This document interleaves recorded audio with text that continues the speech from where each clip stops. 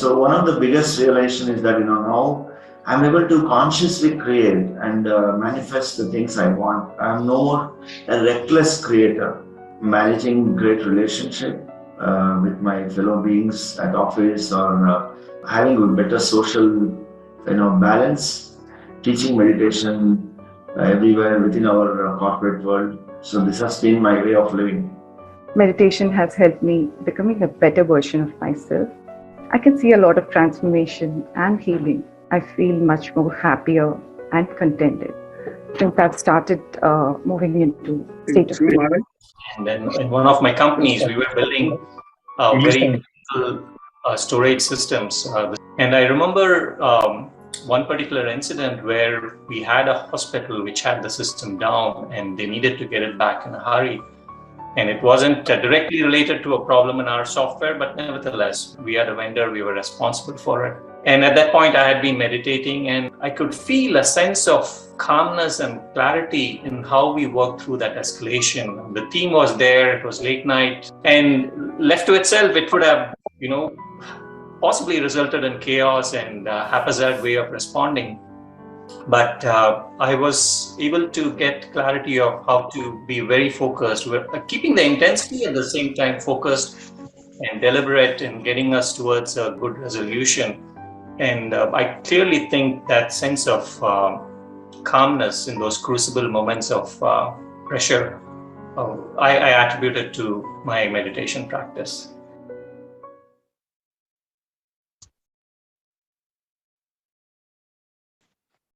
Happy morning and a great evening, dear masters. We are now in day 3 of Harmony program. Yesterday's session, we understood about the heart elevation process and meditation experiences.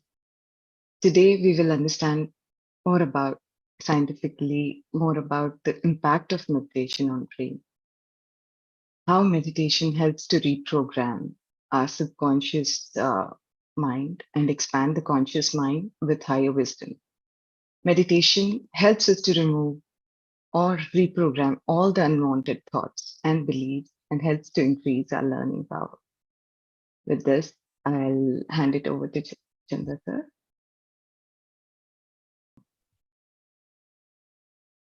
Happy morning, dear friends and masters.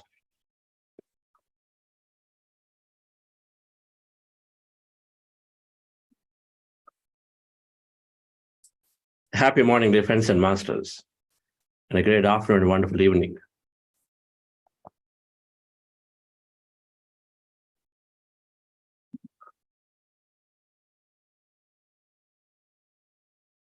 We are here in this 40-day program.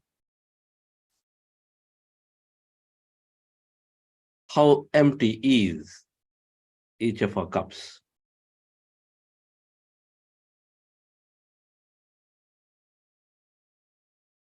The biggest barrier to change is a belief that the beliefs that are there sitting in our subconscious mind, which are constantly telling us we know enough, we understand enough, and this is the way,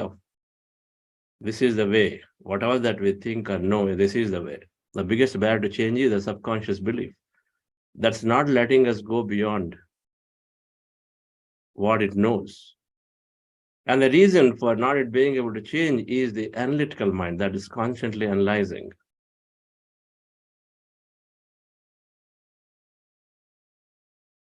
So the analytical mind is telling our cup is full, that I already know about it.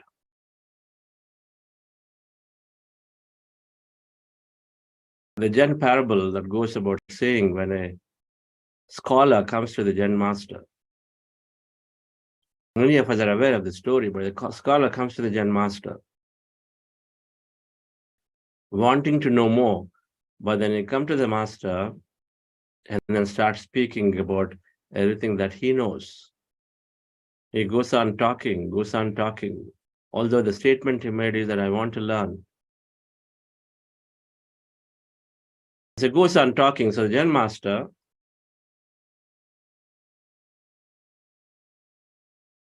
then asked one of his ashramites to bring tea, and so then he brings, and then he starts pouring the tea, and he keeps pouring and pouring and pouring, and the tea cup becomes full, then it continues to pour, then it starts overflowing, it continues to pour, then as the overflowing tea starts falling onto the fabric, and then it goes into it's about to go and touch the scholar's clothes too. The scholar is saying, stop, Zen master continues to pour. Can't you see it's overflowing? Zen master continues to pour. And so this scholar gets up and then tries to go away. That's when the Zen master stops. If your cup is full, so you're not even ready to receive anything, you come with so much of prejudgments, notions of what it is, Zen is, then how can I even tell you what Zen is? We all come with various notions and ideas of what meditation is, and we may be practicing our own version of meditation.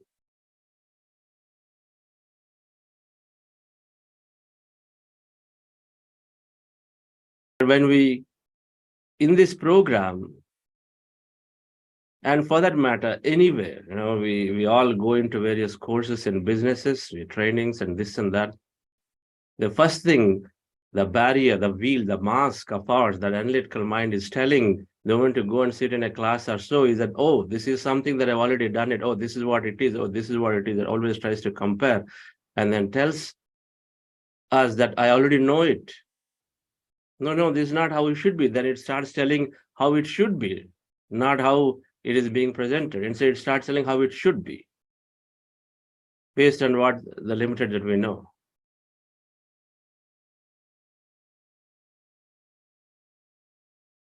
That is a barrier. The barrier to change is always that veil, the analytical mind. It has to be dropped. It has to be dropped with a greater intention so that we go and then take more. We go and take more.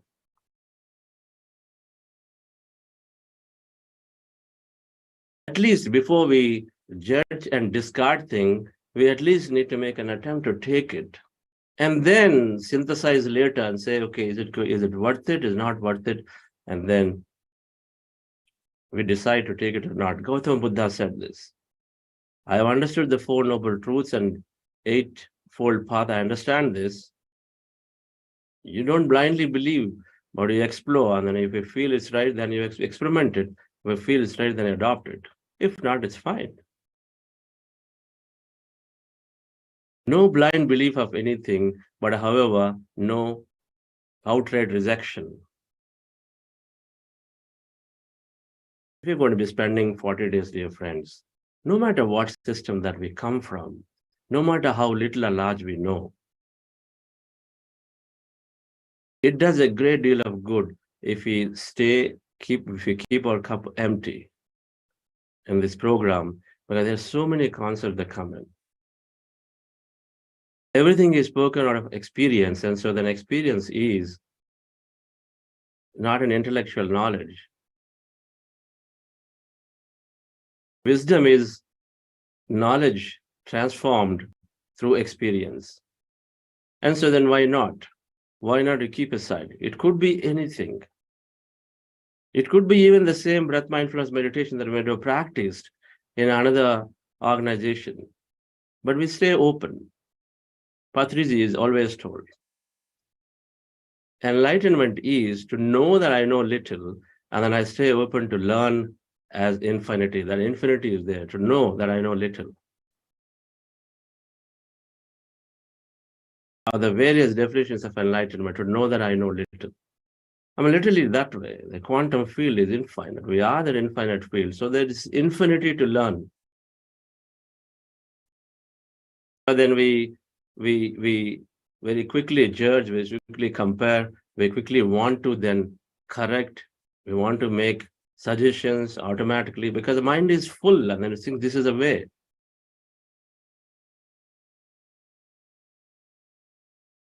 But this is called being in the habit of yourself. And then this program is about breaking the habit of being yourself.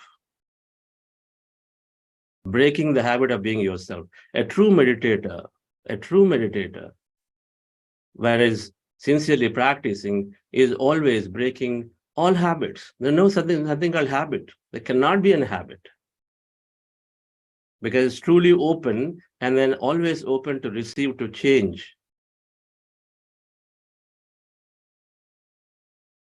Change the program that are sitting there. Change the body condition, body behaviors that are there. deeply there. Meditation one more time again. So I'll do it tomorrow. It's anyway 40 days, it's going to continue. That's a conditioned behavior. This topic, I've heard it already 3 times in the 40-day program. Okay, that's fine. So right now, let me just go and then quickly do the email. Another conditioned behavior that I already know about this.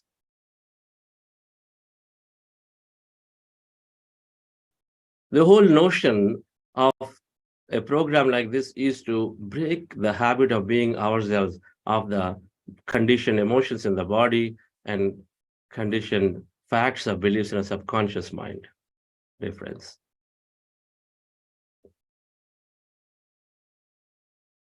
Carlos Castaneda, in his literature, he talks about, he's a shaman master, talks about the 4 barriers to the progress for a practitioner. We're going to learn this a little more in detail, but the second barrier is about half knowledge. We know little, and we think we know it. And so then half knowledge is the most dangerous state. Then we hold ourselves, we block ourselves in that half knowledge state. The most dangerous state, half knowledge.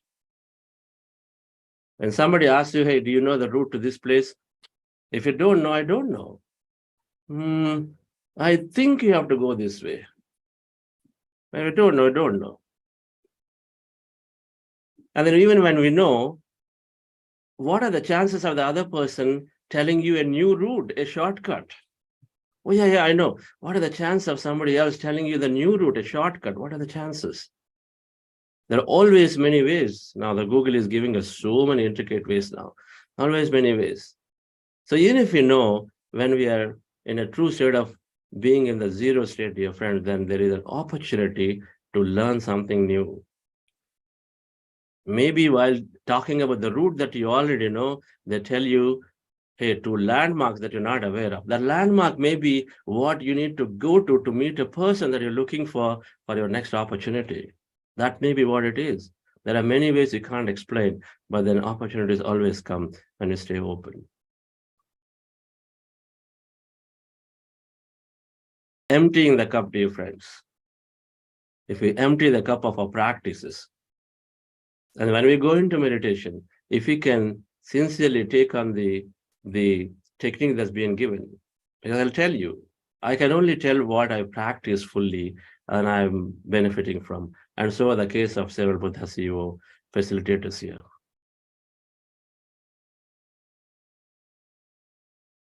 I've made my decision when I met Patriji that he is a master, this Zen master, this grand master of meditation, who knew intricacies of meditation, so absolutely wanted to be with him.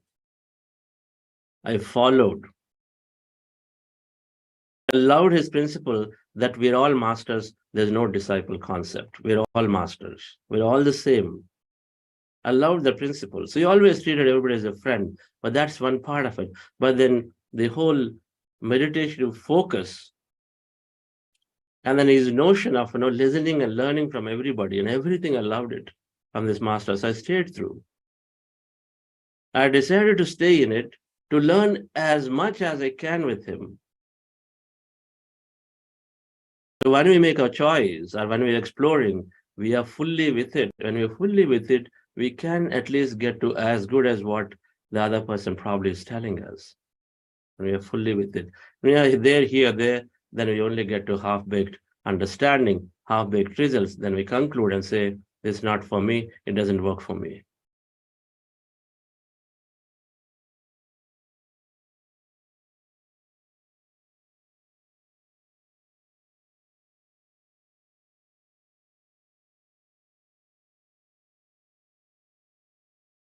We are operating out of subconscious programs. So mind is conscious mind, subconscious mind.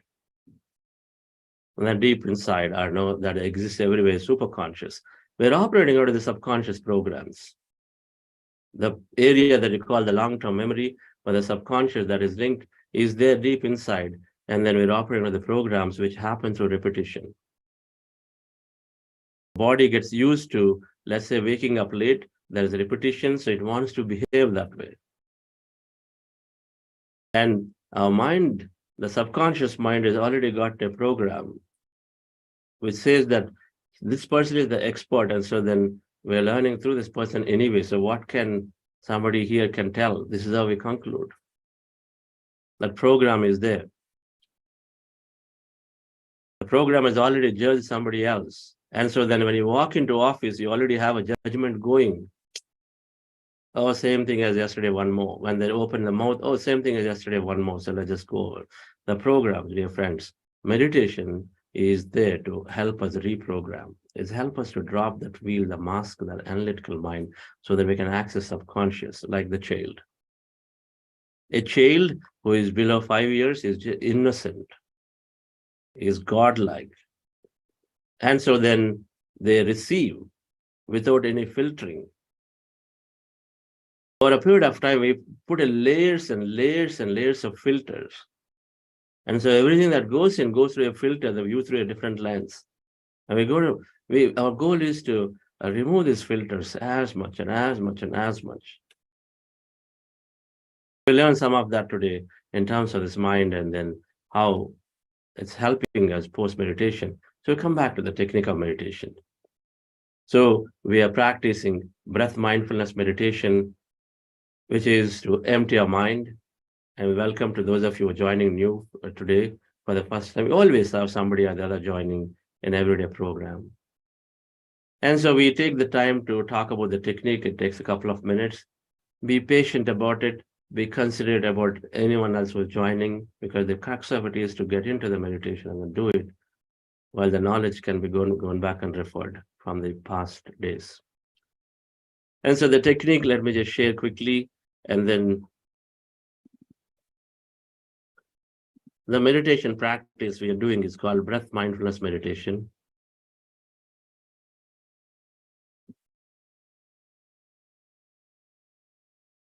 It's called breath mindfulness meditation. Our goal is to empty the mind and stay in the state of emptiness.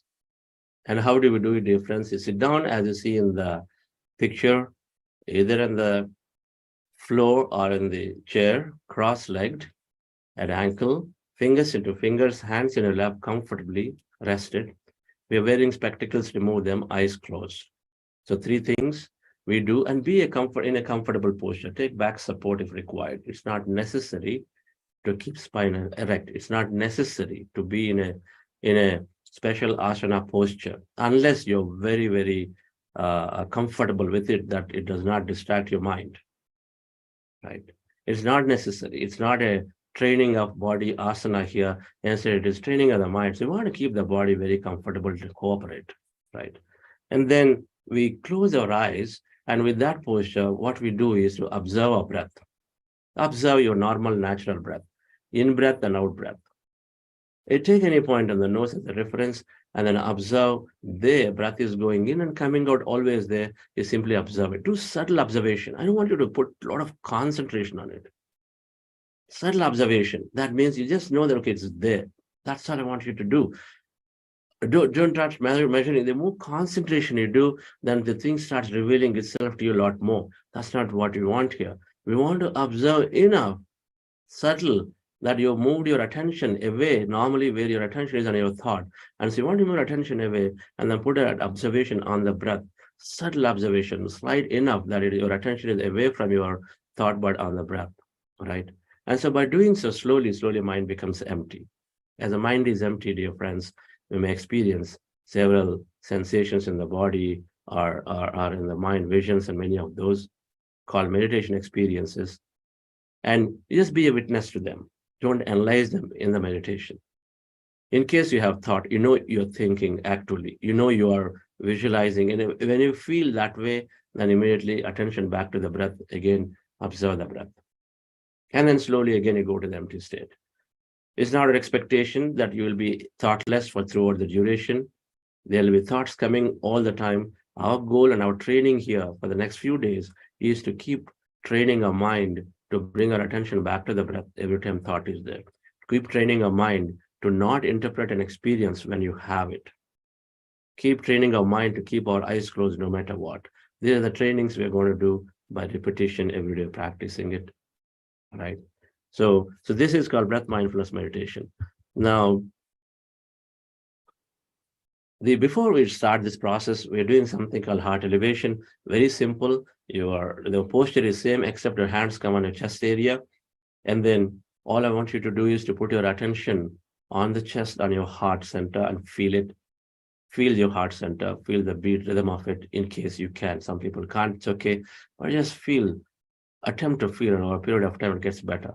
And then you recollect a past event of love or joy or gratitude, meaning if you're appreciating somebody, somebody is appreciating you, expressing gratitude, you're compassionate to somebody, any of those events from your past or present, and then relive that moment. Just recollect the moment and then elevate yourself. Then you fill up yourself with that emotion, and that's called heart elevation. We're going to be in that for a few minutes. It helps a great deal into emptying your mind as you slip into the breath mindfulness soon after the few minutes of this heart elevation process. My guidance is there, not a problem. You can just follow the guidance too, in case you felt it's a little fast. So relax yourself, dear friends. Sit comfortably with your eyes closed. Relax your body.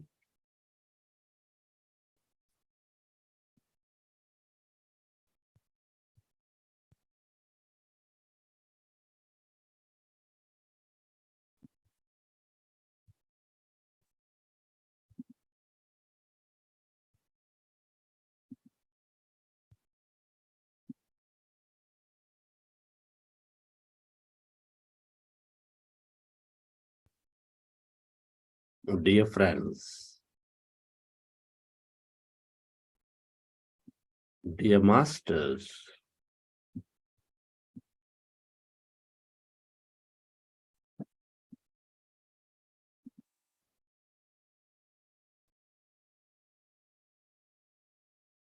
keep your hands on your chest area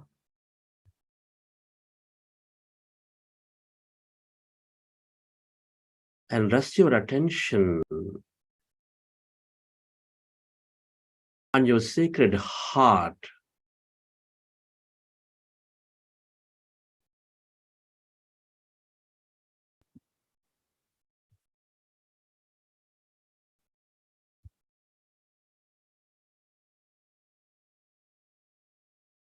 And feel your beautiful heart.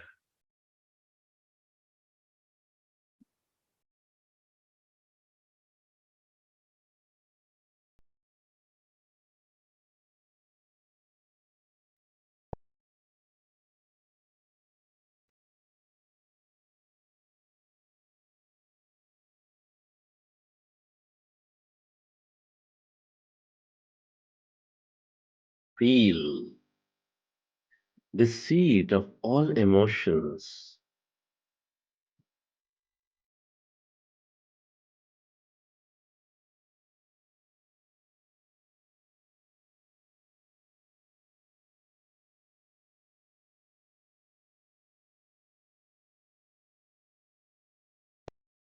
Which is nurturing all life with its energies of love, joy, gratitude.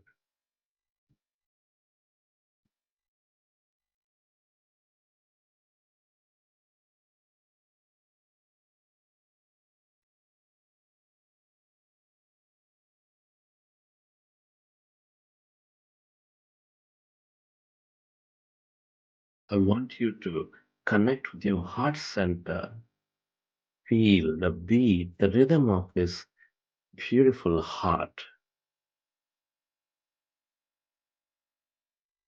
Your seat of all emotions. Your primary connection into this quantum field for your experiences of life.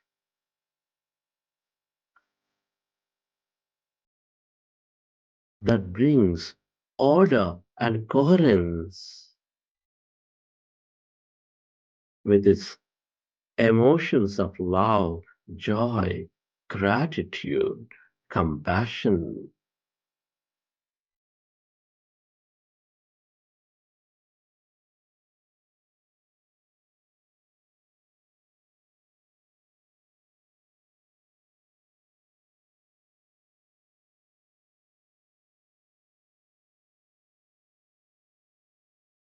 Recollect an experience from your past, from your present, of love, of joy, of gratitude, and relive that moment and elevate yourself.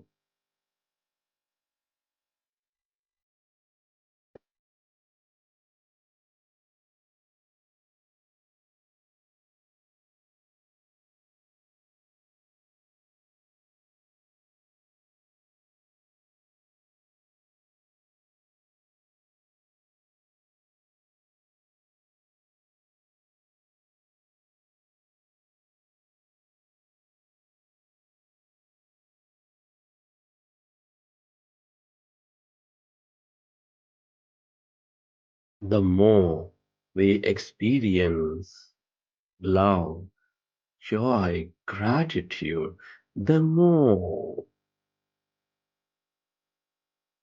we become coherent with all things and everybody.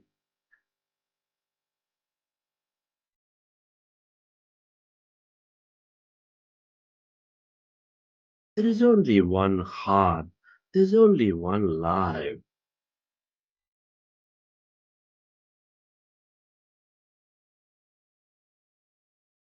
Feel that energy, dear friends, and allow yourself to direct this energy onto every corner of this planet Earth to heal yourself, to heal the planet. Where your attention goes, there the energy flows.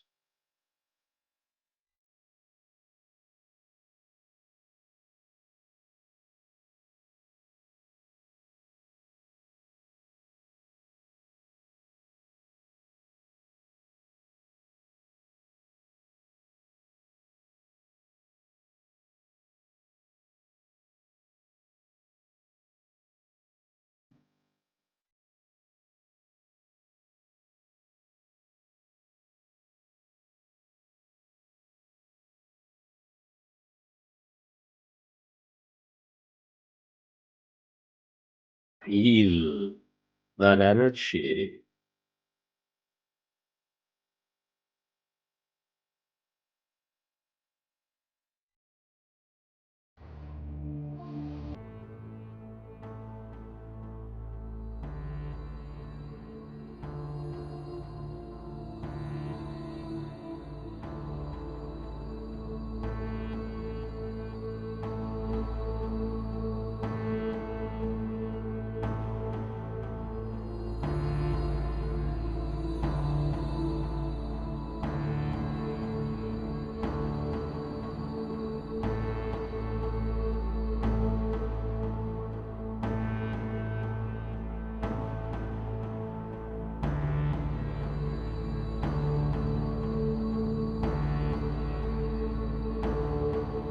Allow yourself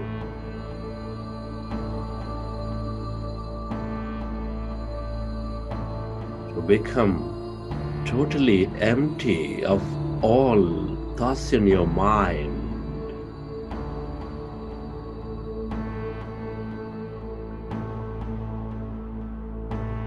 Can you become aware of the emptiness inside of you, all around you?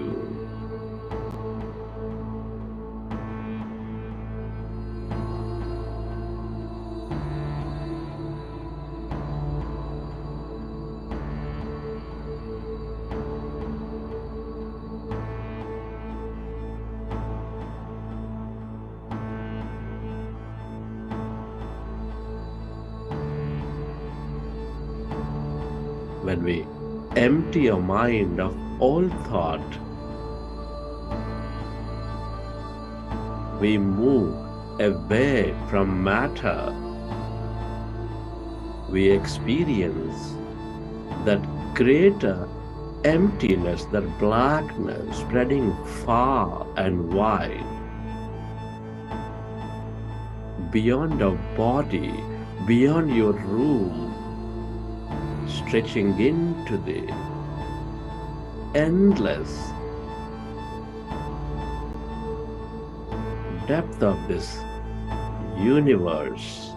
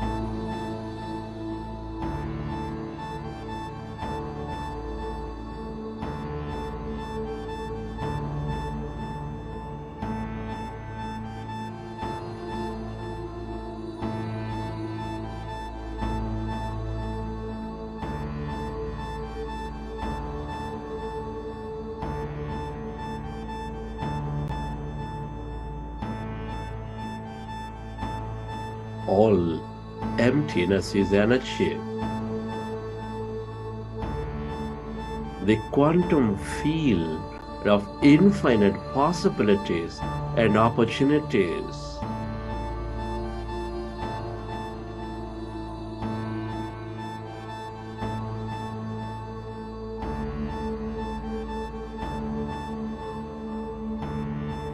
Everything that you ever experienced or will experience is here in this field of energy.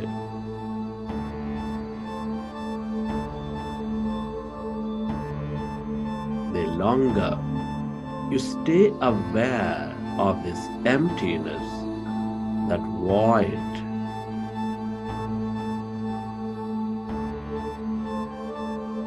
the more you tune in to these energies of love, of compassion, of empowerment, of mystic, and more.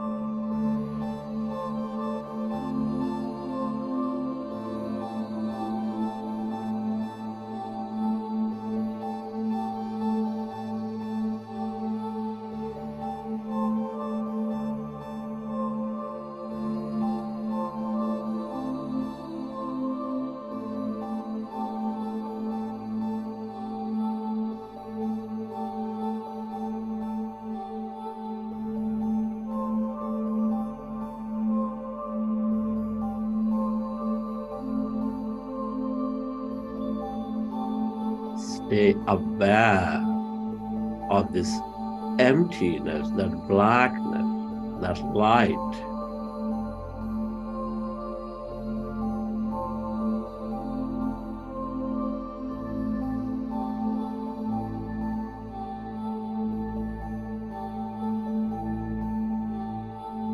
allow yourself to experience that energy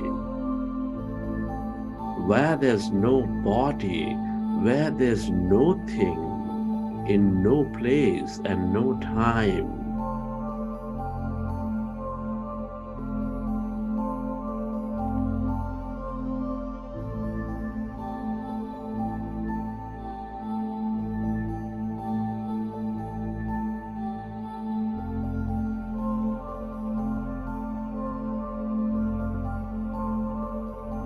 The longer you stay connected into this field of unlimited,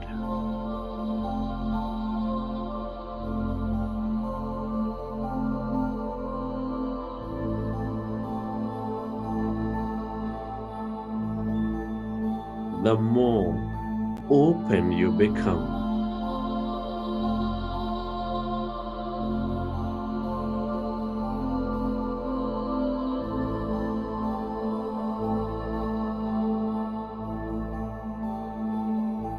The more whole you become.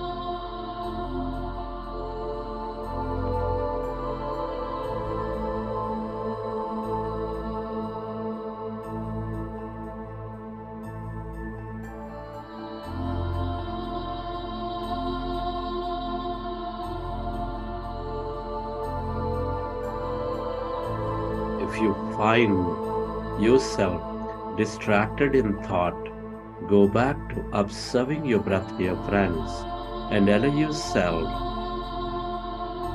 to find that emptiness all around.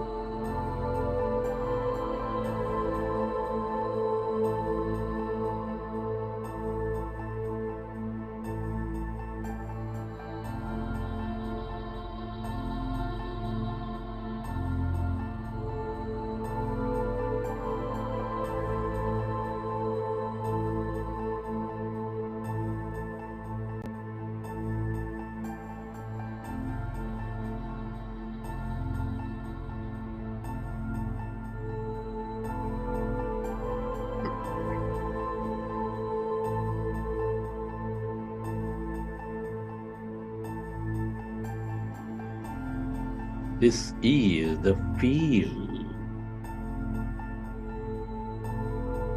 of oneness. Everybody and everything are connected in this field of energy. The longer you stay aware of this emptiness, that energy, the more you experience your wholeness, the more you become one.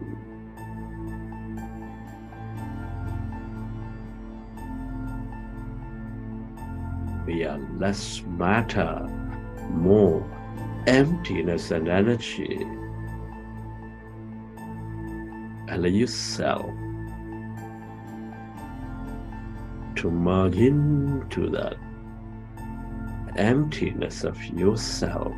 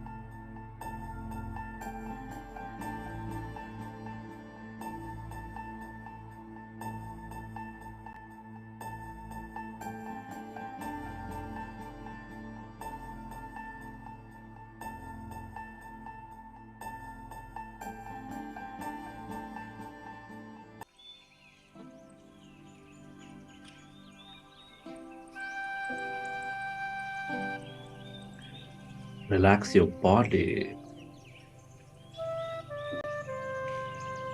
Feel your body and let your autonomous nervous system repair your body.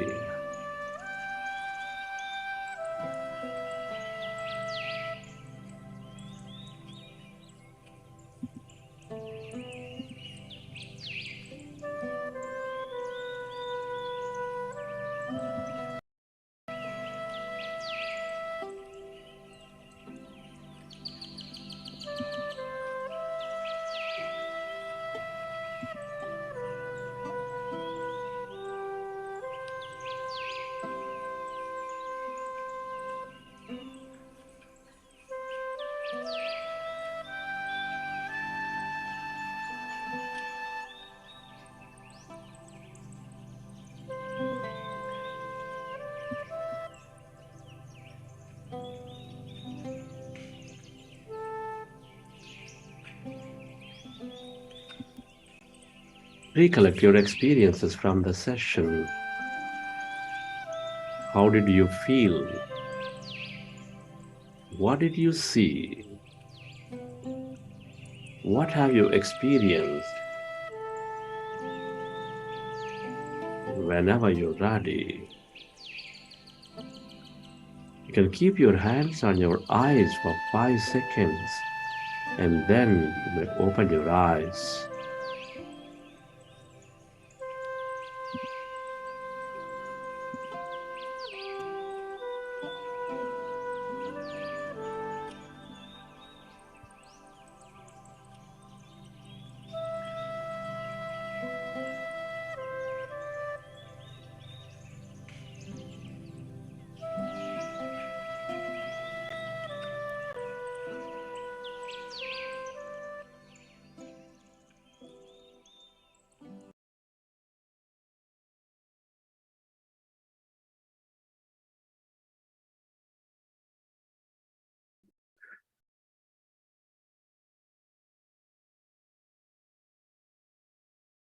Okay, dear friends, hope you enjoyed the session. We went a little longer today. You may have noticed, some may not have noticed. 40 minutes of meditation. If you thought on day one that you can't sit for 5 minutes, we're already doing it. A reasonably good amount of period for us to go into the depths of that emptiness, to feel ourselves.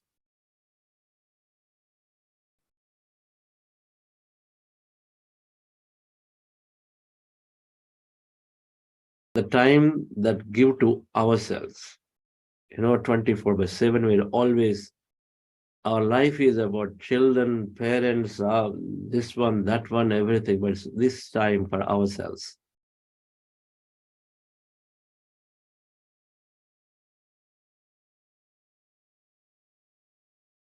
Definitely feel good about it.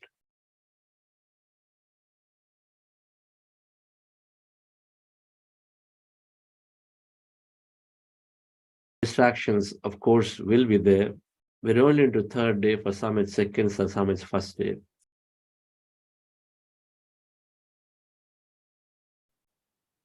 The only statement I say, and I reinforce, is that every meditation, no matter how you felt, is always a good meditation. Those who join new today, please go back and listen to the playlists of day 1 and day 2 on our YouTube channel, just to understand the concept, why we are doing what we're doing a little bit more.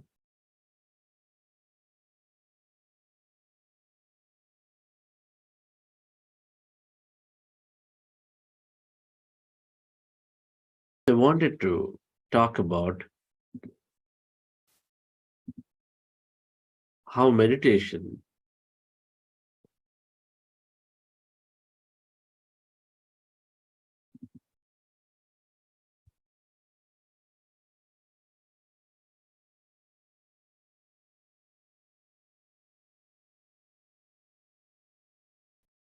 I want to talk about how meditation is helping us reshape our mind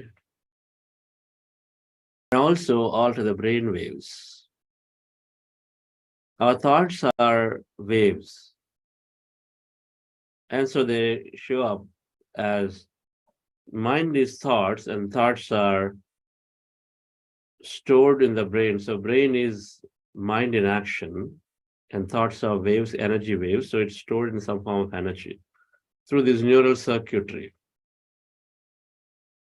And so we call them brain waves, always producing electromagnetic energy. There is a field around each of us. The field is generated through the thought and emotion, and both of them together, one produces electric energy, and produces magnetic energy. It's called electromagnetic energy is produced.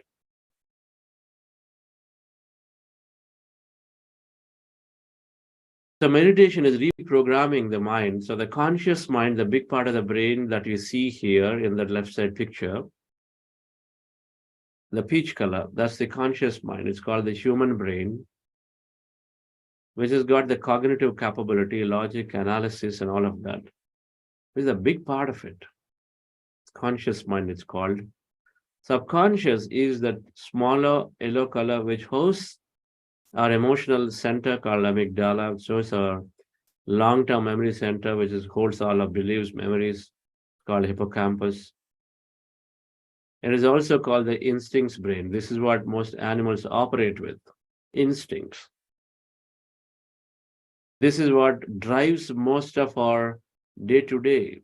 By default, research shows the subconscious mind has programs of what we think is a fact or truth and a belief, and we operate through that. People are like this, we operate through that belief. Rich people exploit, we operate through the belief. I come from a second-tier town, so I always have disadvantage. We operate from that belief. So every time either we get an opportunity or don't get an opportunity, when we get an opportunity, we get surprised, we reject it. Really? How can I get that? I thought it was only for people from IITs or something, and so we reject it. When we don't get it, we have this whole dialogue always. Oh, I know it. I come from this background. There's no way I can get it. And so we keep repeating, and our thoughts create reality, and so we keep projecting it, and so we keep attracting the same situation every time. They're called subconscious programs. We continue to operate. Instinctive brain for animals, and then humans are no different. So we are also operating. However, we have this conscious mind, which is a big part of the brain, but then we use a little part of it. We'll come to that. The third one is something called reptilian brain, which is driving our autonomous behaviors of our blood circulation, of our lungs expansion, contraction, of cell biology, everything in the body autonomously. Thank God that we don't have control. It's happening automatically. We do have a control through a thought, but otherwise we don't have a direct voluntary control of it. So it's taking care. It's infinity intelligent operations are happening inside. So first about the brain waves, various thought levels that are there in the mind. Various different types of thought that are there in the mind. So on the left side, what you see, if you divide your mind into two, conscious mind and subconscious, and you represent an iceberg, the seen portion is the conscious mind, the unseen portion, which is going deep into the sea and ocean, is the subconscious.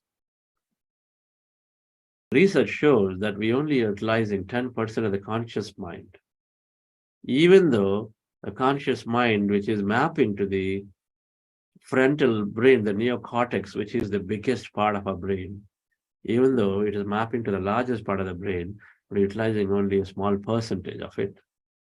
But most of the time, we are operating through the subconscious mind programs, the facts. I must eat non-vegetarian food. I must take a lot of eggs to get protein to become stronger. A belief, a fact that we've been driven to believe. On the contrary, the most strongest, fastest, tallest, and heaviest animals are all vegetarians. We don't question. Meat eating has got 60% chance of increasing heart diseases and 4 times more obesity and many more things. It is the single largest reason for greenhouse gases for environmental pollution, largest reason in the world. And if there's no meat eating, then sadly there's no hunger of death. Various reasons, my friends, but we don't question it. Aggression is caused by meat eating. We don't question it. We don't, because we've been conditioned to believe that that's must.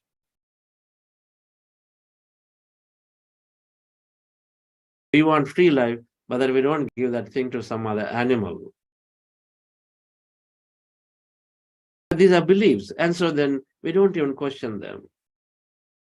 But as we understand, as we reprogram our beliefs, as we question everything that's stored, and so then the subconscious mind we are operating out of 90% of the time. Now, the brain waves, when you look at the brain waves, the thoughts, brain waves mean thoughts, right? And the meditation is moving us into the beneficial brainwave state.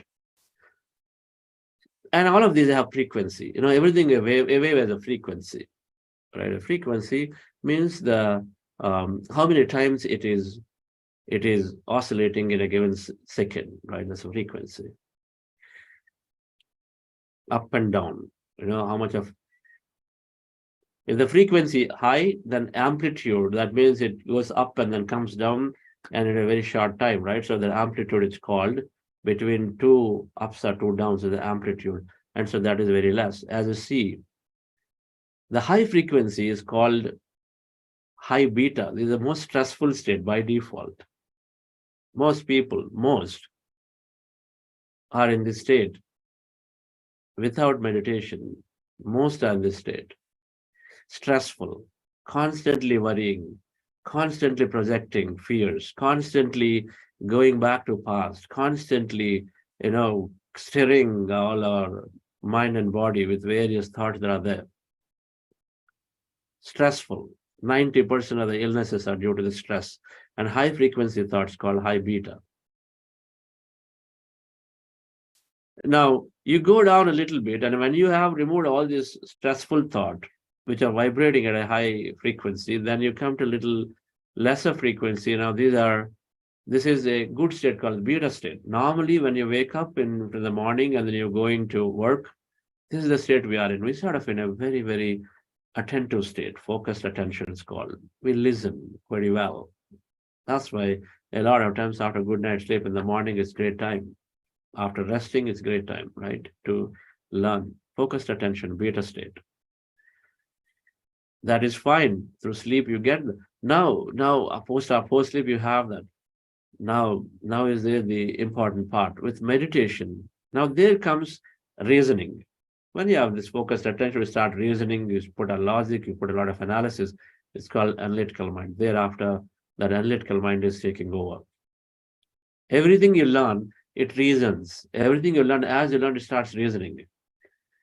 It starts analyzing. If I say you have infinite potential, you are the Brahman, you are the God-like, then I say, really? I've been always told I am just a minimalistic individual, you know. This Godhood is something else, and that's somebody else. It disturbs our personality, disturbs our belief. That analysis is doing constantly. It is no way thoughts can create reality. It analyzes and drops that. The analytical mind is a barrier. And then with meditation, we're dropping the analytical mind temporarily. We're dropping the analytical mind when it's not required to be used. And then with meditation, we go down further. We go into the state called alpha, which is fast learning. You read fast, you learn fast, you synthesize fast, you're in this state.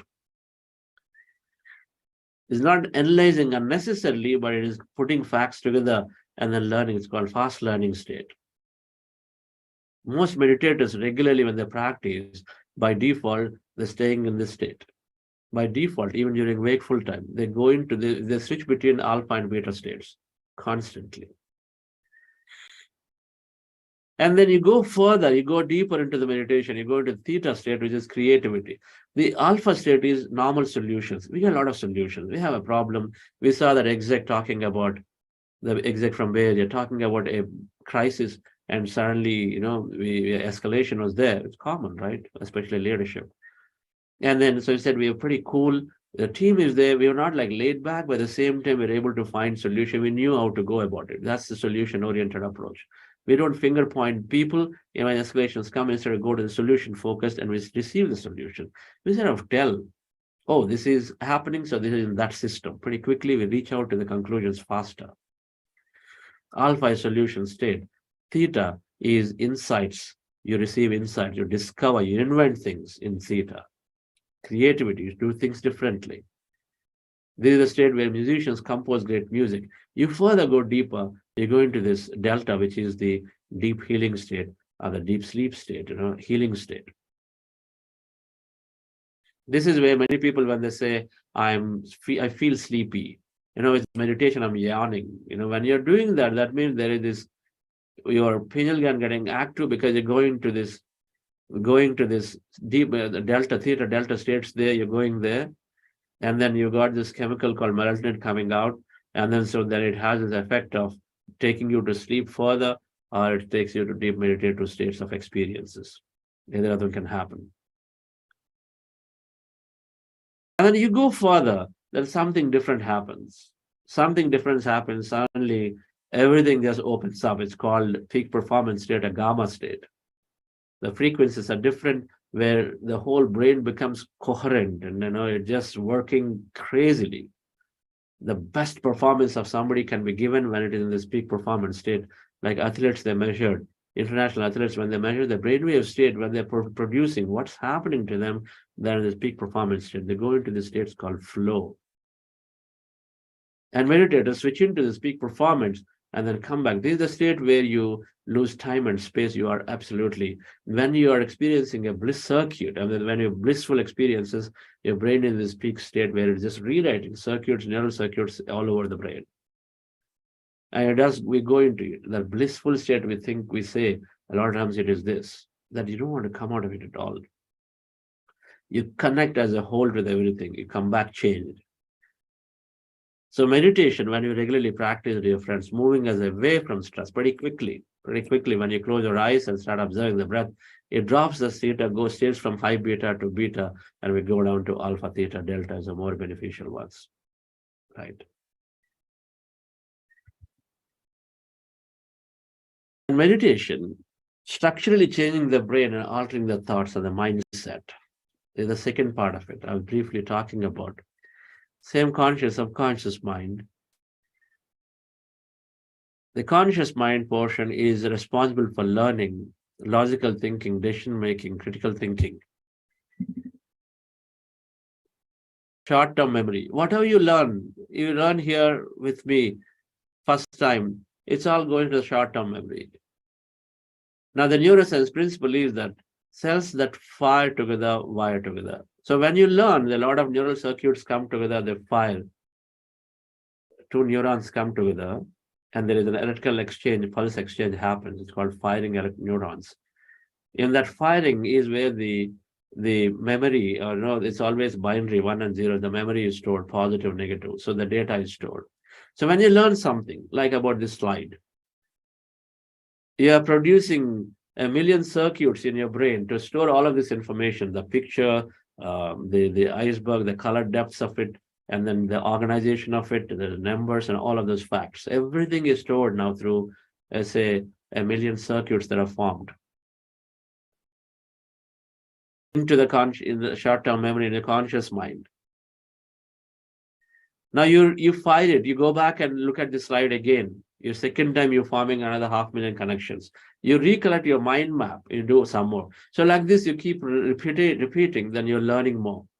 So that's how it slowly becomes the subconscious mind memory or long-term memory. It goes into your subconscious over a period of time where it becomes stronger and stronger. That memory becomes stronger and stronger. And so it becomes a belief and a fact, you know. If you drove to your office, taking a new route, and then first day, it took 30 minutes. Normally it takes only 15. Second day you took it and it took 33 minutes. And third day you tried once more. And then you come to the conclusion, this route is going to take 35 minutes always. That's a belief, a fact, a format. So anything that is repetitive, it goes down and becomes your a perception or a belief. So next time you're thinking of getting onto the road, then you immediately say, oh, okay, that road takes long time, so let me take this way. That's by default behavior. We fixated based on the past. That's what we're saying, subconscious mind. So even though there might have been a new road laid there, but now we are operating on the past. And so that's how we continue on that road for a long time before somebody actually tells us if you're open. Hey, there's a new road there laid out, so you can go there. It takes only 10 minutes now, right? Until then, we are behaving as based on the past. So 90% we are operating as subconscious because of our behaviors and attitudes and beliefs. We have a judgment on a colleague that the colleague's work is always low quality.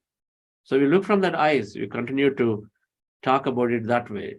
No encouragement, because we already made a decision based on the past 2 or 3 times. Anything that happens a couple of times, 3 times, we have this tendency to generalize and the storage of belief. What is the way out?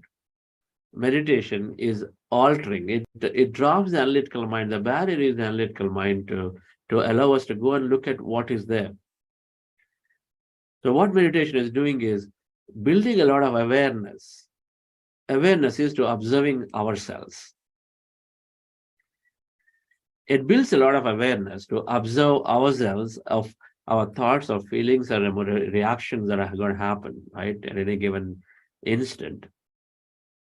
And so when you regularly meditate and when this analytical mind is dropped, and so then when there is a lot of awareness, and awareness is there, then when somebody is telling you something about that route that you already conclude in your brain strongly, when there's no awareness, you reflect back and say, no, this fellow is wasting my time.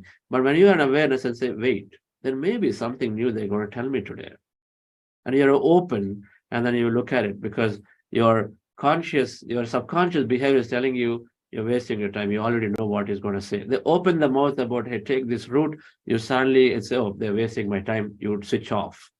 That's the subconscious behavior.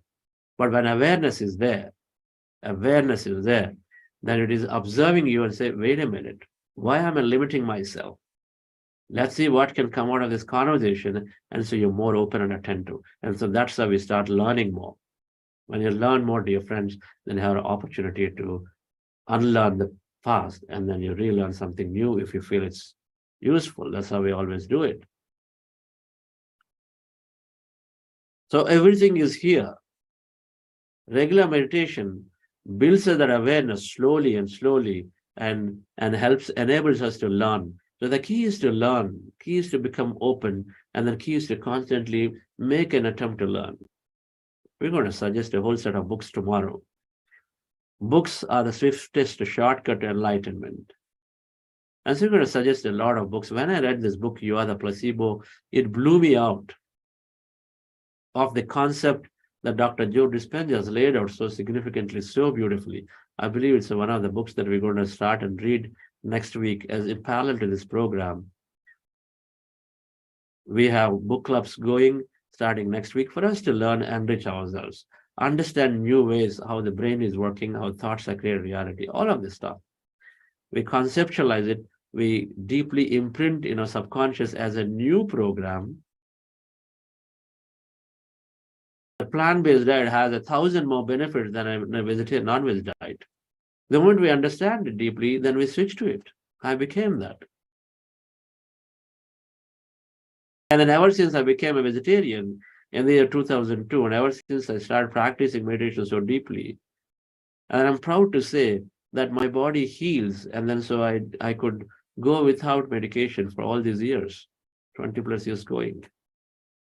Proud to say it, that, the healing happens, and then you're not worried, you're not anxious, you save a ton of money, many things happen. Those are required, plant-based diet and meditation. So, dear friends, I'd like you to take a moment, cells that fire to the wire together, take a moment to reflect upon the learnings from today. When you write, when you type a message to your friend and say, this is what meditation is doing. It's changing the brain waves and keeps us in a very beneficial alpha theta states, and it changes our subconscious programs.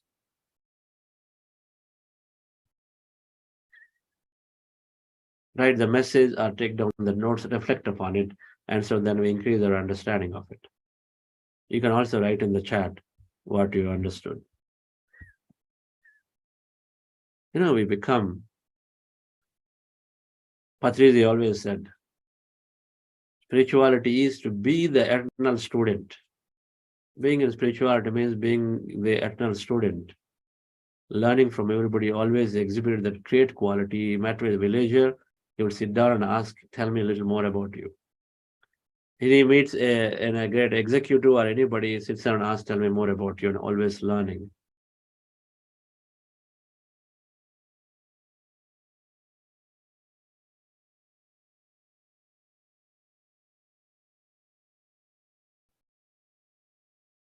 That is enabled. So you can write here to further understanding. You can send a friend message to your friend. If you have somebody at home, discuss with them. It's a great way. Discuss with them what you learned. Another minute. Next.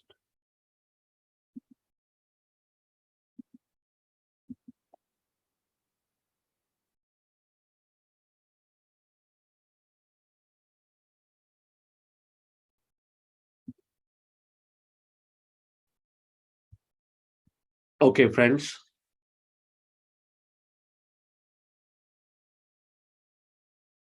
That completes our day 3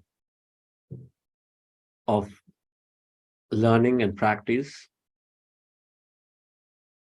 To summarize, we may have many practices that we are following, but if we are staying open, then we can understand, we can look and explore this deeply, and then see if this is going to answer questions that we have that were unanswered for a long time. And then meditation is helping build a lot of awareness And so then it switches off the analytical mind, logical mind, unwanted logical mind, and gives us access to the subconscious, just like a small child who is always ready to receive. That's why you've got to be so careful with children when you speak up to anything to them and say, hey, there is darkness and there is a ghost out there. And then forever they become scared of darkness. Out of convenience, we say, so that they come back to eat or whatever, but then we scare them because they just really take it. They don't even question it. It becomes their belief. Because they're straight out going into the subconscious. There's no logic for them.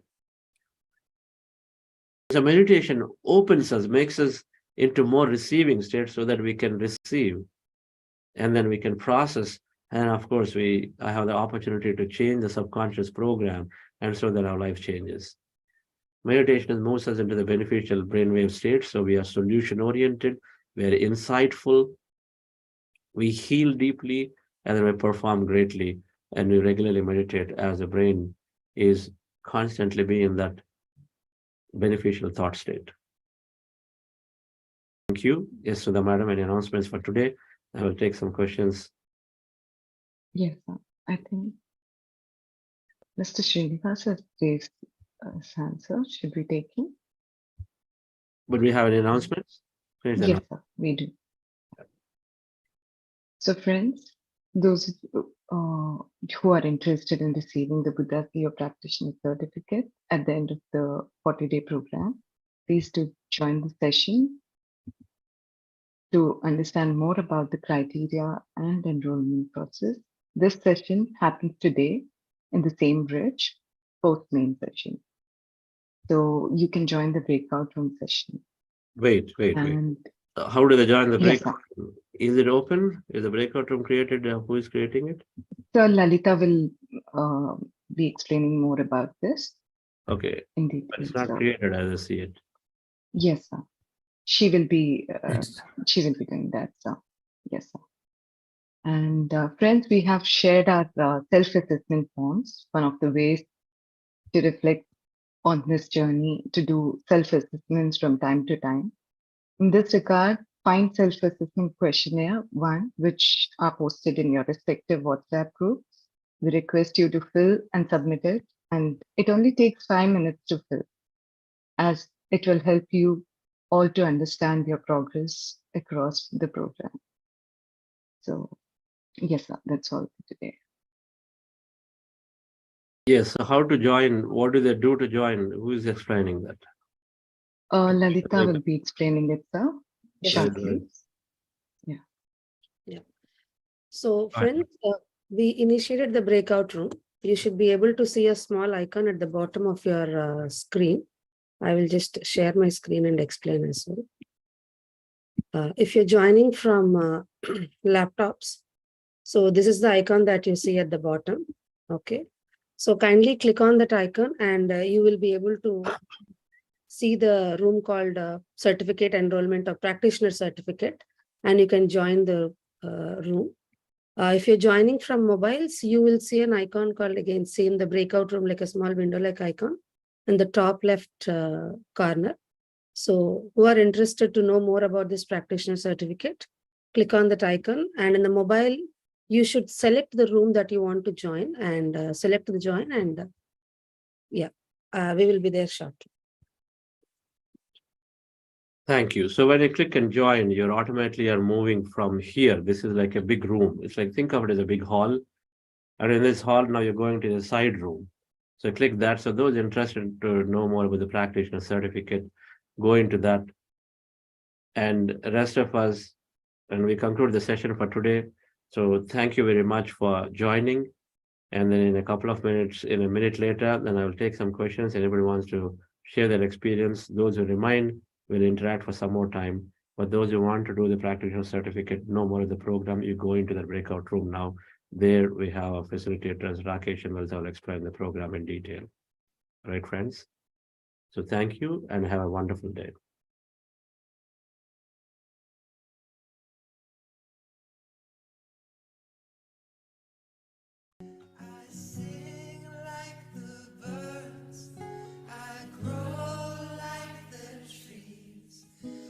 Choose to live in love.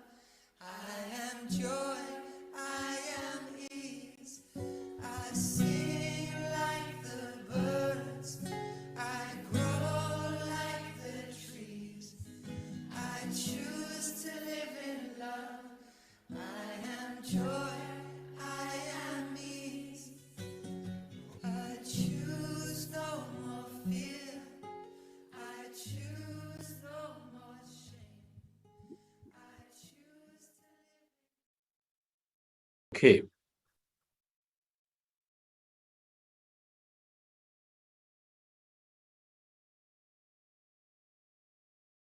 Questions, and anybody would like to share, you can raise your hands.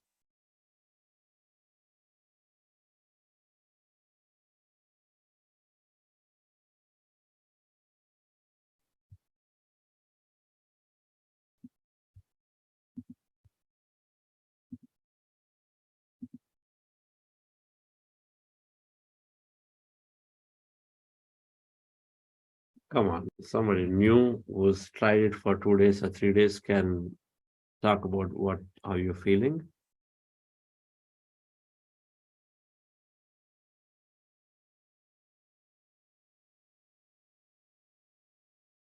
I'll check in the chat. Oh, there are many questions.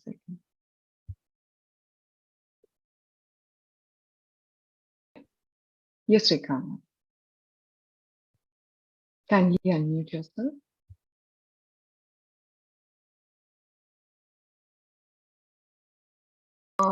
ये programme Hindi में भी हो सकता है क्या? हिंदी में अभी नहीं madam, maybe in 6 months. Okay, okay, sir. Thank you so much. Plans have maybe 6 months. Okay, sir. To get our Thank language better. Yes.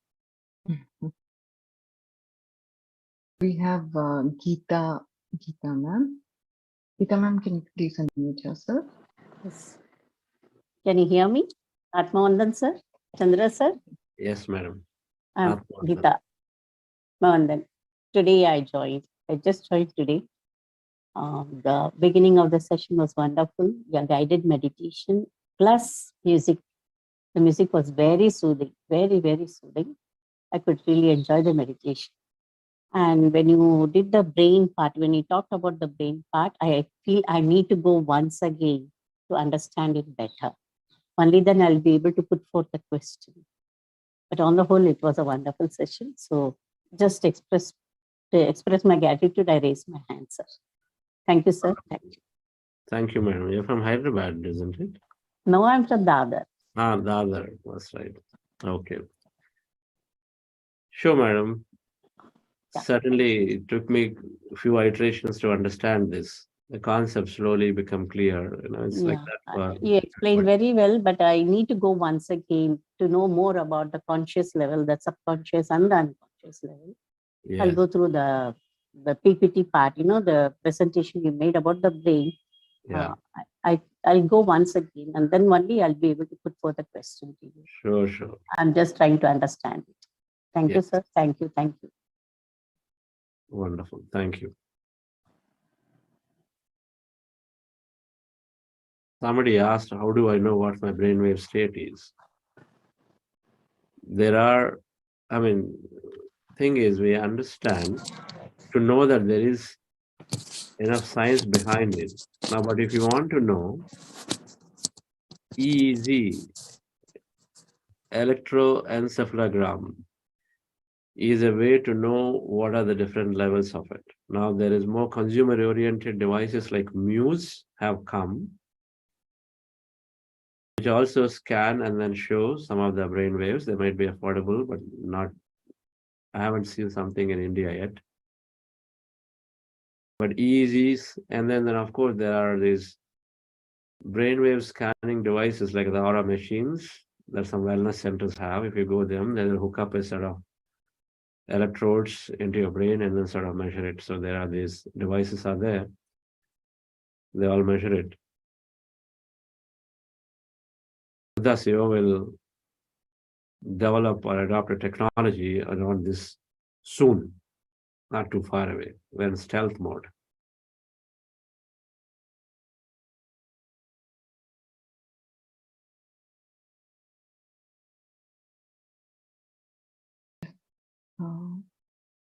Mr. Harsha, can you unmute yourself, sir? Good morning, sir. Yes. Sir, I have a very simple question, like how this meditation helps me in avoiding the procrastination. Yes. Procrastination is a subconscious behavior. The body is conditioned enough. The body says, okay, there is tomorrow there. So it's a behavior, it's a pattern that is deeply stored in your subconscious mind. And so then we are by default driven through it. Anything that is there deeply in a subconscious, which is conditioned the body, before you realize, then that operation comes in. You got to do an assignment, and then you suddenly see, oh, cricket match is there. And so then the assignment goes for toss because so that you can do it tomorrow. Right? And it goes towards cricket match because also you have a conditioned interest towards the cricket match to watch, right? And so that kicks in, and then this one, the conditioned behavior to, oh, tomorrow is always there, is there. So now how meditation helps? Meditation develops with that awareness. That awareness where you are observing, and it develops that awareness for you to know, wait a minute, this is so important for me. I thought I'm going to do this today. And awareness sort of catches you before you respond, you give the response. Normal response is happening. It's called reaction to response. So normally you just react to something. And friend tells you a cricket match is coming, come on, go. And then we drop this because then that's the reaction to it, right? Whereas a response is you momentally act on it. You momentally have the opportunity to look at it and say, is the right thing right now? No, not cricket match. I must go back and do what it is. So meditation regularly builds our awareness so that we can identify our routine habits, beliefs that are coming up into your mind, and then we change them. All right. Sir, I'm meditating very first time in my life. I never tried meditation because I'm more into sports and all. So thing is like, sir, I have another question. So can I ask you, sir, do you have time? Yes, go ahead. Yes, sir. So after this 40 days journey, what kind of help that we can expect from you in order to maintain our meditation levels very stable? You're on third day. Why do you bother about 40th day? No, Right sir. now, let's be in here. Let's look at take third day, fourth day, and then this question will be fully irrelevant by the time we get there. Okay, right? sir. This is the standard projection, right? What we do, but it's okay. Be assured that we have enough stuff going for you by the time it's the program.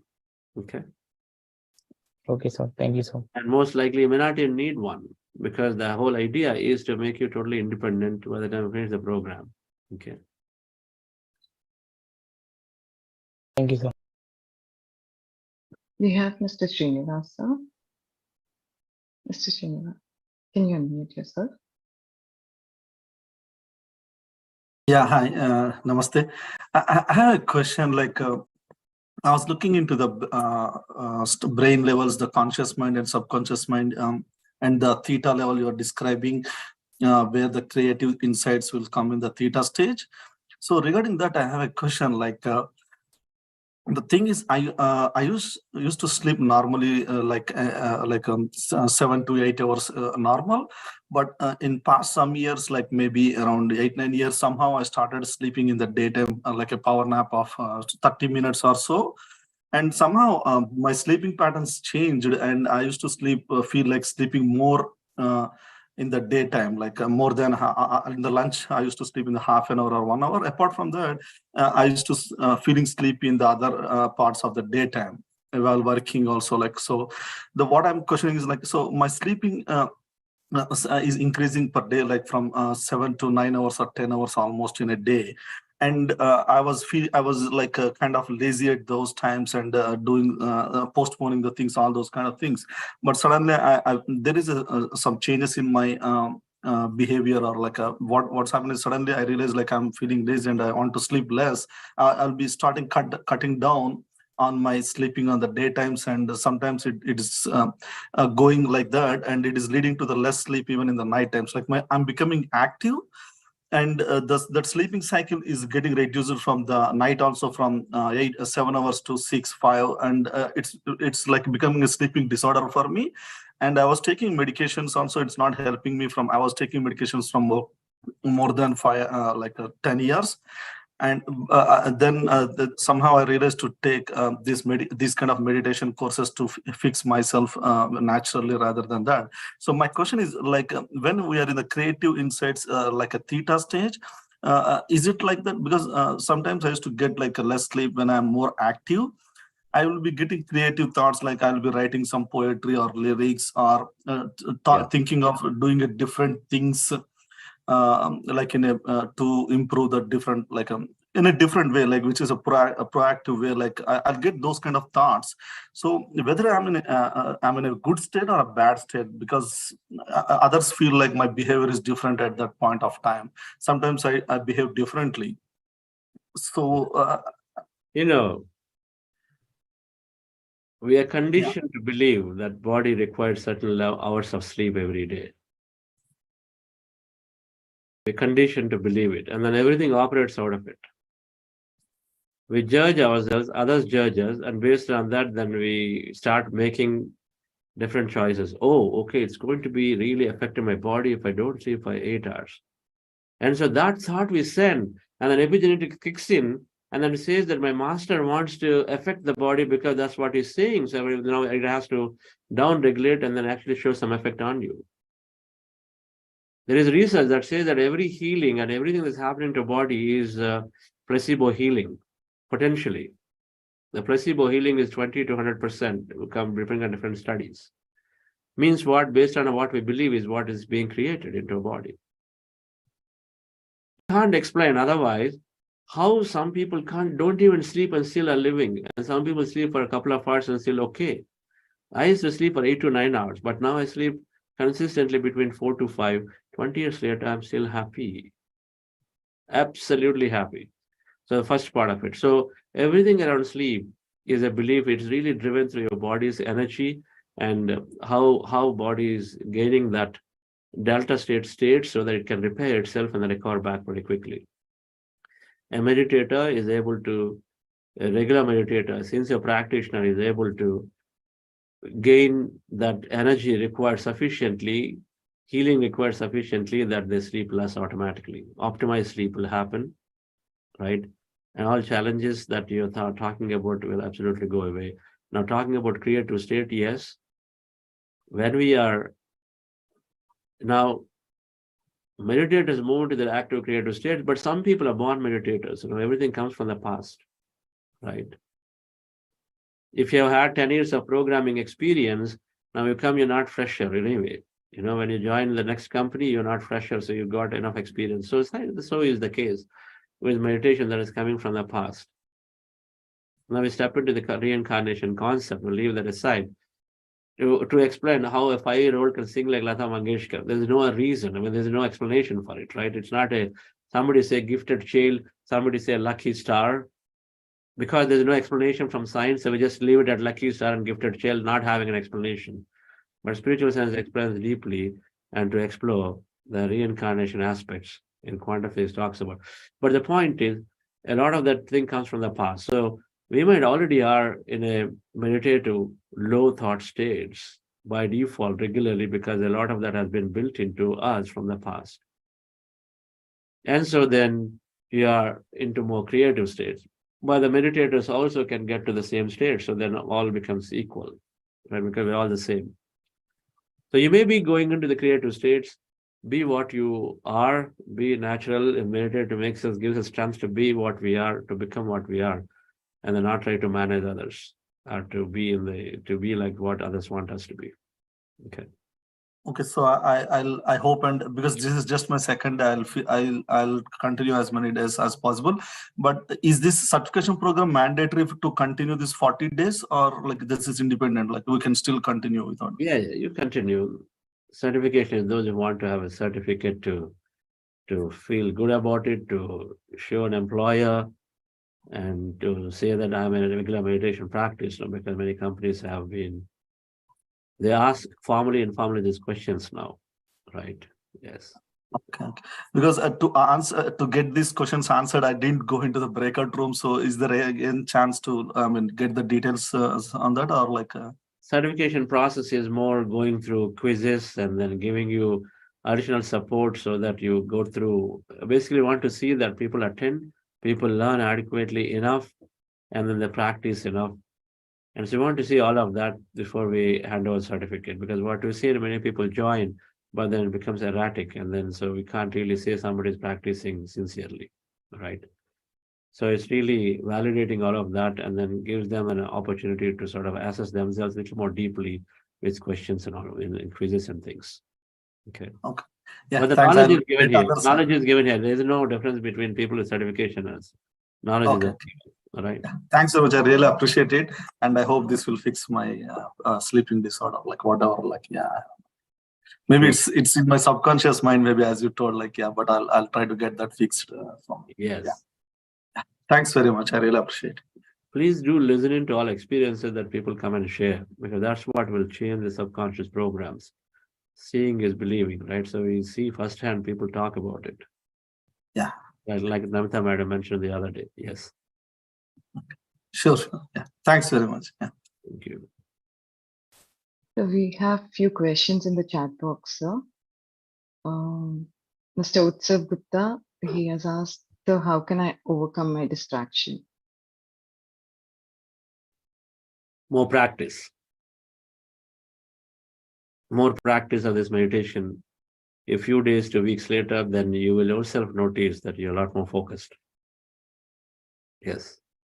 Next one. And there is another question, which is today, Mr. Dinesh Rai. Today I felt so much pain in my legs.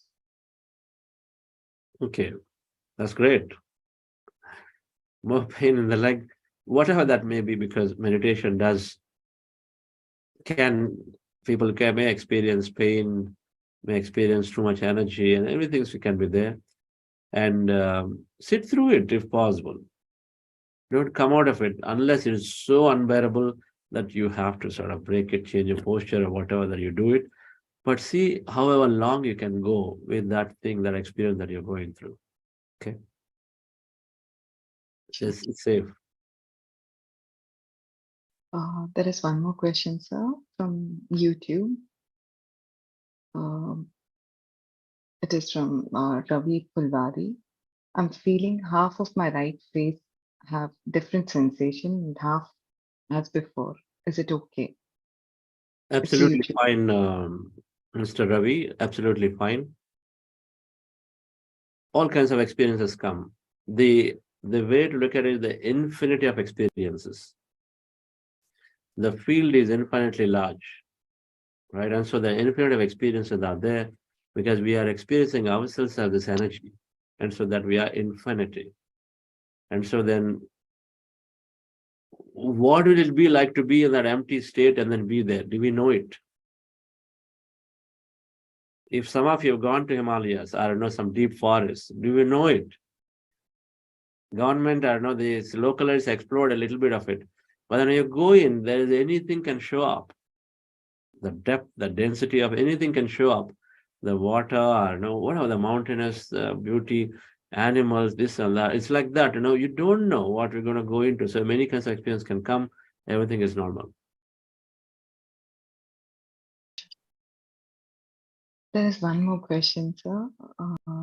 Sangeeta ma'am has asked. It is, today I felt a bit disturbed. I had thoughts coming in fast. I think it's almost the same. Yeah. Yes.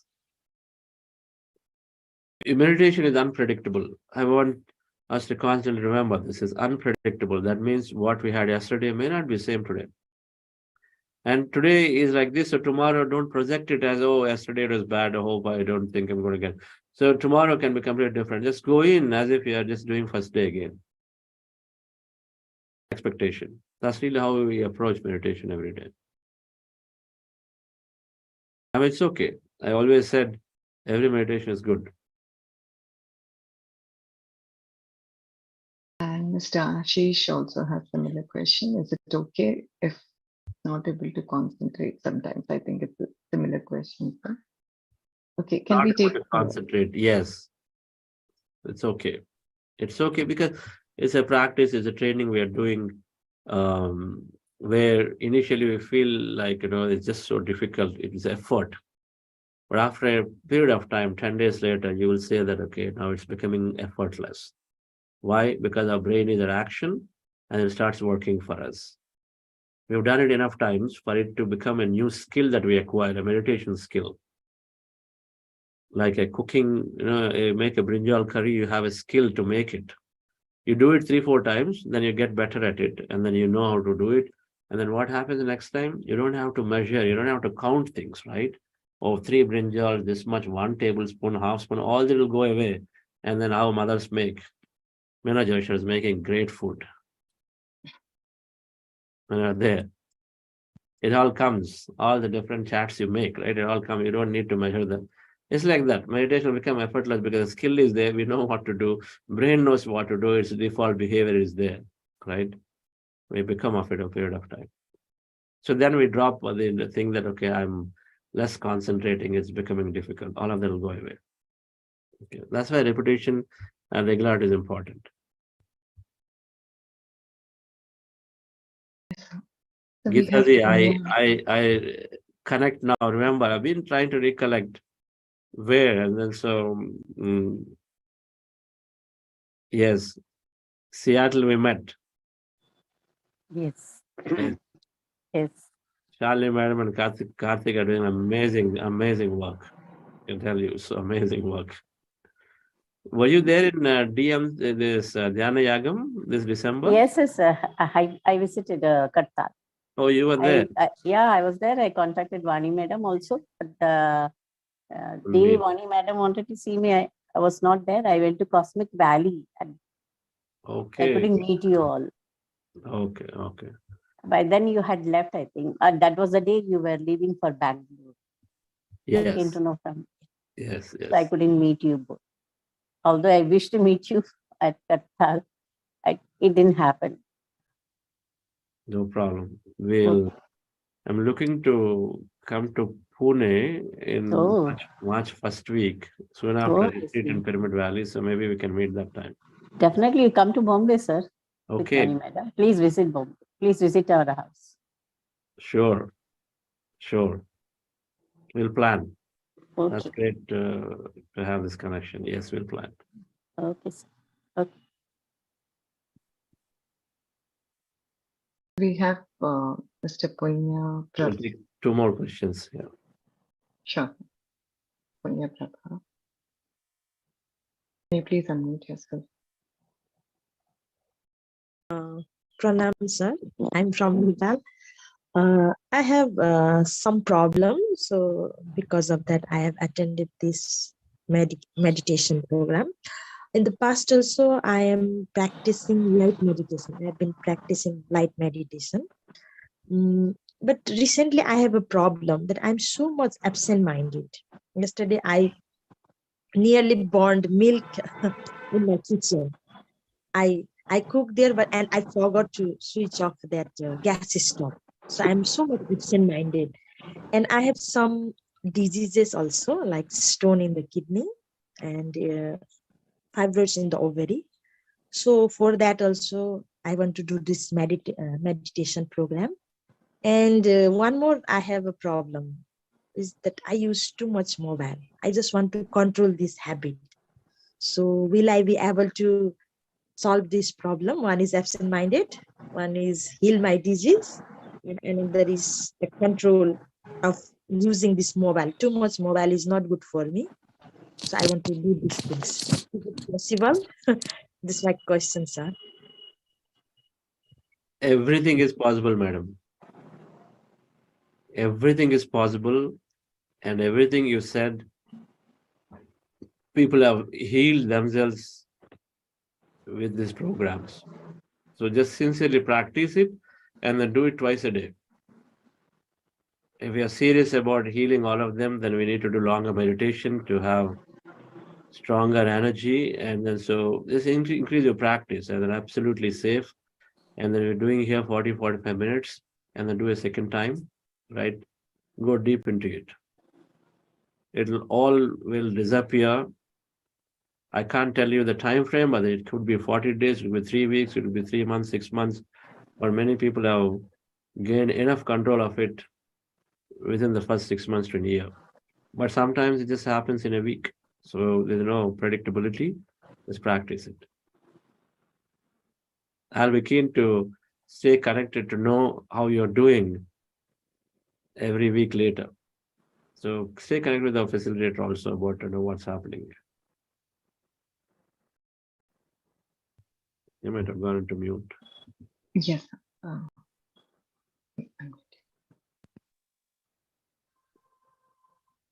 And we must Okay. listen to Ratnavel.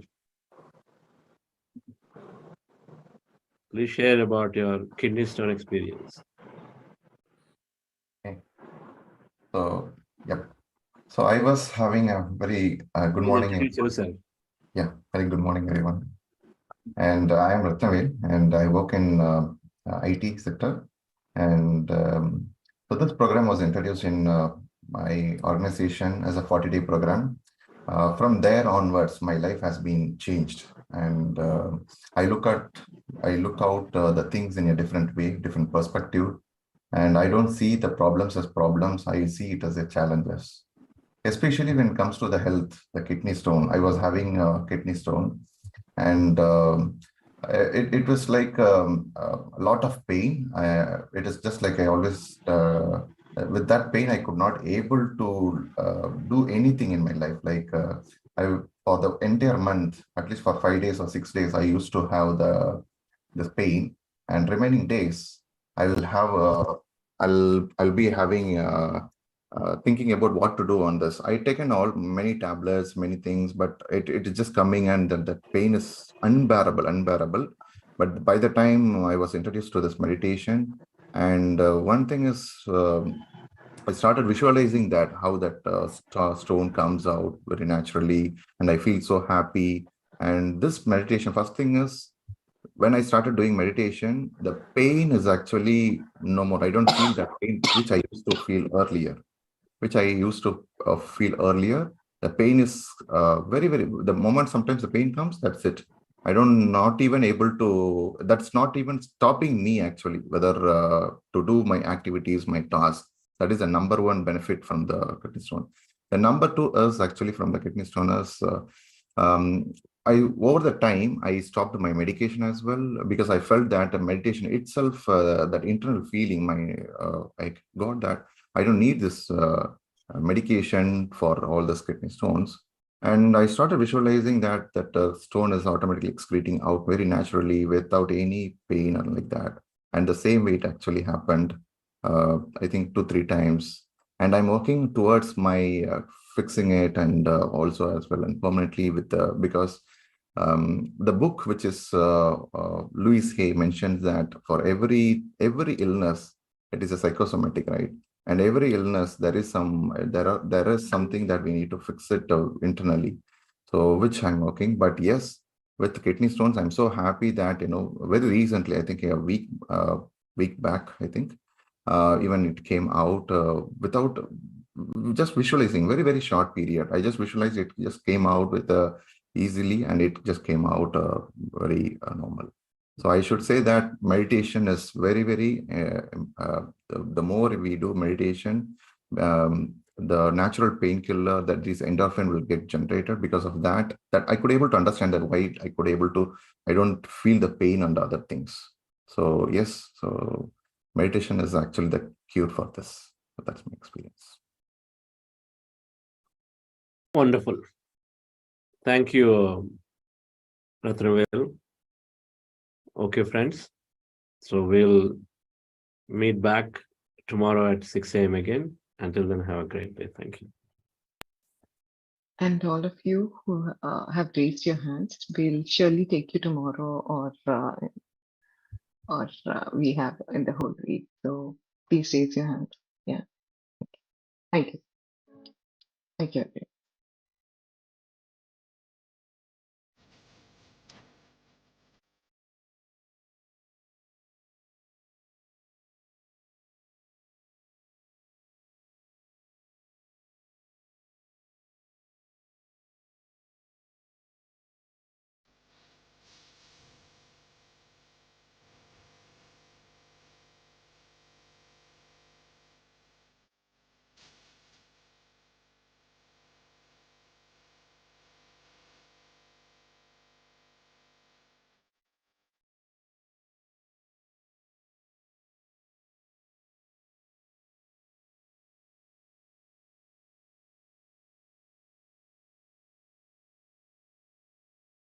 Bye, everybody.